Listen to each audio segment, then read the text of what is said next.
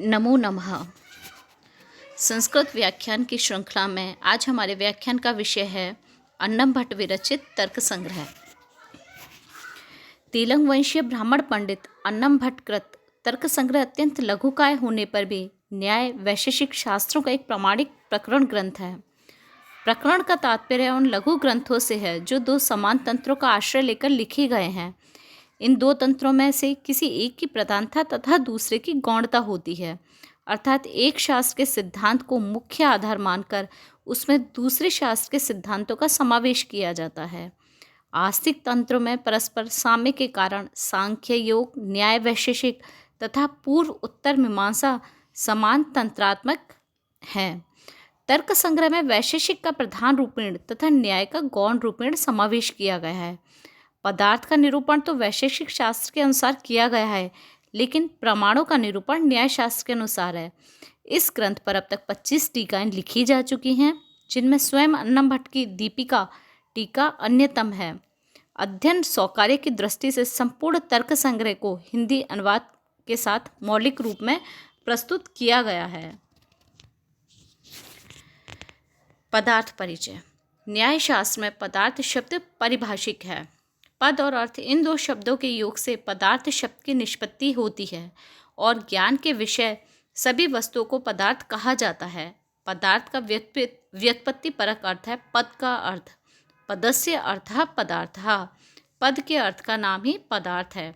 न्याय वैशेषिक या न्याय शास्त्र में पदार्थ 7 माने गए हैं। द्रव्य गुण कर्म सामान्य विशेष समवाय अभावः सप्त पदार्थः। वैसे विश्व में असंख्य पद हैं, किंतु इन 7 के अतिरिक्त अर्थ कोई नहीं है। सृष्टि निर्माण के समय से ही 7 पदार्थ ईश्वर के संकल्प के विषय होते हैं। एक अन्य पदार्थ लक्षण के अनुसार जो अभिधेय होता है वह पदार्थ होता है। ज्ञेयत्वम अभिधेयत्वम पदार्थौ सामान्य लक्षणम। अन्नम भट्ट ने इन 7 पदार्थों को अलग अलग स्वरूप बताकर भेद किया है, जिनका वर्णन निम्नलिखित रूप में किया जा सकता है। प्रथम द्रव्य। तत्र द्रव्याणि पृथ्वी अप तेजो वायु आकाश काल दिक् आत्मा मनांसी नवीव, अर्थात उन 7 पदार्थों में से प्रथम द्रव्य के 9 भेद हैं। पृथ्वी, जल, तेज, वायु, आकाश, काल, दिक्, आत्मा और मन। द्रव्य शब्द गत्यर्थक द्वि धातु से निष्पन्न होता है। द्रियते गम्यते आश्रय भावाय गुणादि इति द्रव्यम, अर्थात गुण आदि पदार्थ जिसकी ओर आश्रय पाने को दौड़ते हैं वह पदार्थ द्रव्य होता है। द्रव्य में गुण समवाय संबंध से रहते हैं, जिसमें द्रव्यत्व जाति रहती है, या जो कार्य मात्र का समवाय कारण है उसे द्रव्य कहते हैं। दूसरा पदार्थ है गुण।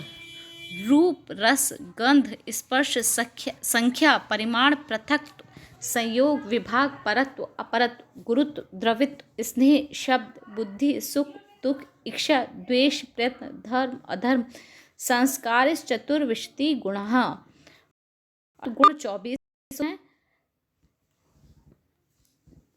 रूप, रस, धर्म, अधर्म, संस्कार, जातिमान पदार्थ को गुण कहा जाता है, किंतु वह द्रव्य और कर्म से भिन्न होना चाहिए। तीसरा पदार्थ है कर्म। वैशेषिक दर्शन में जो 7 पदार्थ माने गए हैं उनमें कर्म भी एक पदार्थ है। संयोग से भिन्न होते हुए भी संयोग का असमवायीकरण हो वह कर्म है। उत्क्षेपण, अपक्षेपण, आंकुचन, प्रसारण, गमनानि पंचकर्माणि, अर्थात उत्क्षेपण, अपक्षेपण, आंकुचन, प्रसारण और गमन ये 5 कर्म हैं। सामान्य। परम अपरम चेत च इति द्विविधम सामान्यम, अर्थात सामान्य 2 प्रकार का होता है, पर और अपर। वस्तुतः जो नित्य है और अधिकरणों में समवाय संवाद से रहता है उसे सामान्य कहते हैं। 5वां पदार्थ विशेष। नृत्य द्रव्यों में रहने वाले व्यावर्तकों को विशेष कहते हैं, जो एक व्यक्ति को दूसरे व्यक्ति से भिन्न बनाए रखता है। नृत्य द्रव्य वृत्तियों व्यावर्तका विशेषः। नृत्य द्रव्य वृत्तियों विशेषस्त्व अनंत एव, अर्थात ये विशेष संख्या में अनंत माने गए हैं। समवाय। किसी पदार्थ का अन्य से नित्य संबंध समवाय कहलाता है। समवाय समवाय स्त्वेक एव, अर्थात समवाय एक ही होता है। अंतिम पदार्थ अभाव, जिसका ज्ञान उसके प्रतियोगी पदार्थ के ज्ञान पर आधारित हो उसे अभाव कहते हैं। भाव भिन्नः अभावः, प्रतियोगी ज्ञानाधीन विषयत्वम अभाव 4 प्रकार का होता है। प्राग अभाव, प्रध्वंस अभाव, अत्यंत अभाव और अन्योन्य अभाव।